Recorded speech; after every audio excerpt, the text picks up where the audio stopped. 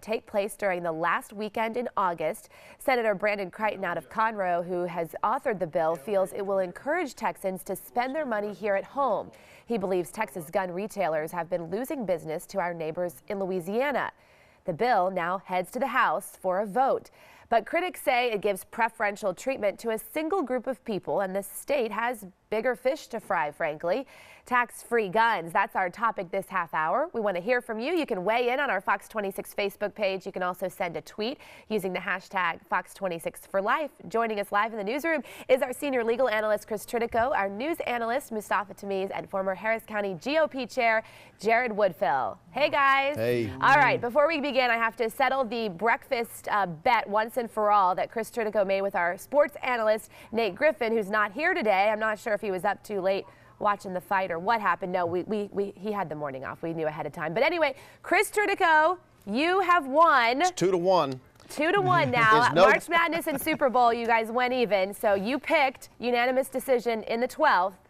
And now we know why Nate was in the 11th round. And now we know why Nate didn't show up today. Maybe that's couldn't why. Take the pressure. Yeah. He owes breakfast Nate will be bringing donuts for the crew. All right. All right, let's talk about tax-free gun weekend. You know, the reason we have the tax-free holiday right around the beginning of school is to help people so it can go buy their clothes for their children in school and their school supplies and save a little bit of money. A great idea that the legislature came up with about 15, 20 years ago to help people who can really use that money to buy additional clothes and things like that for their kids. Why on earth we need a tax-free holiday to go buy guns and ammo is beyond me, because it seems to me that this is nothing but a good way, Jared Woodfill, to help out the Second Amendment folks and the NRA, and I'd love to see if those are the people who are giving money to this legislator from Conroe. Well, let's take your question. You say why. The converse is why not?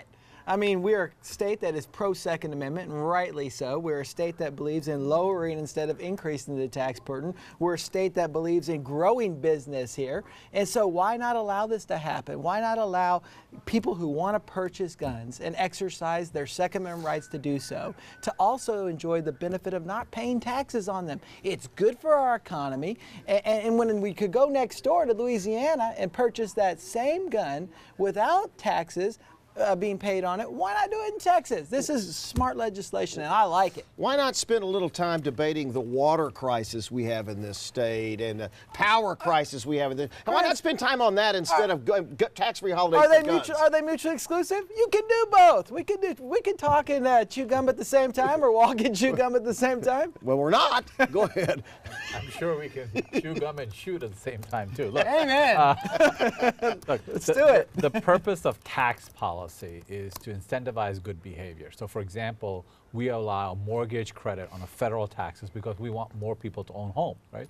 The purpose why we do things like, tax-free holidays for educational during school, because we want parents to be able to buy more things for their kids that they need. To take $3 million, which is what is assessed, that if this thing passes, $3 million from the general fund and give it to gun manufacturers and ammunition manufacturers, it makes no sense, because they have made record amount of revenues in the last several years. Gun manufacturers made more money in the last 5 years than probably they've made in the last 20 years. So they seem to be doing fine.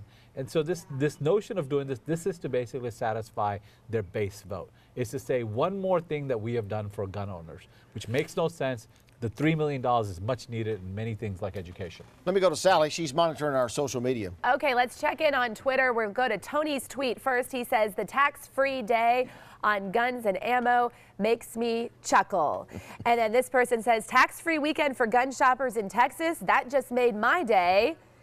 And this guy says, like that's necessary. The Brady campaign to end gun violence also quoted in a couple articles, guys saying, this is giving preferential treatment to one select group. Why can't we have a tax-free weekend on plants for people who like to garden, or books for people who like to read books? Well, I'm in the market for a new car pretty soon. I wonder if we can get Jared to lobby. Can you lobby them to give a tax-free weekend to go buy a car? Look, the more tax-free days for whatever the product may be, the better. We need less taxes instead of more. That stimulates our economy. We need less government instead of more. This is how we're going to grow our economy. You can either take that money, give it to the government, or you can leave it in that business that will actually grow our economy by creating jobs, and that's the best policy. So Jared says this is gonna be a boon to the Texas economy by giving one free weekend of tax to go buy a gun. There's a fundamental conservative principle that I think that we're missing here, which is you don't pick winners and losers, right? This is there to win. It's a winning issue for the gun industry, for the gun manufacturers, and people that affiliate with that. So we're picking a winner and a loser. I think we should pick like something like the tie industry. So all three of us can go out and get new ties. And you can get a different tie than that one. That's I know. for sure. I know. Hey, I need, you know, I tie. need the tax incentive to we get the agree right upon. tie. He's got a nice tie. I lost my whole train of thought. Go ahead. Well, you know, I think bottom line is it all goes down to we need to get the government out of the backs of all businesses. It's government that's crushing them. It's government that's hurting our economy, not helping our economy. And any opportunity we have to get government out of the life of any business or industry, I think is a good thing. Isn't what's hurting our economy in Texas is the drop in the price of oil and not your inability to buy a gun and pay 8.5% tax? Absolutely, and it's government that shows up when you call 911. It's government that helps educate our kids, and it's government that builds the roads that we drive on.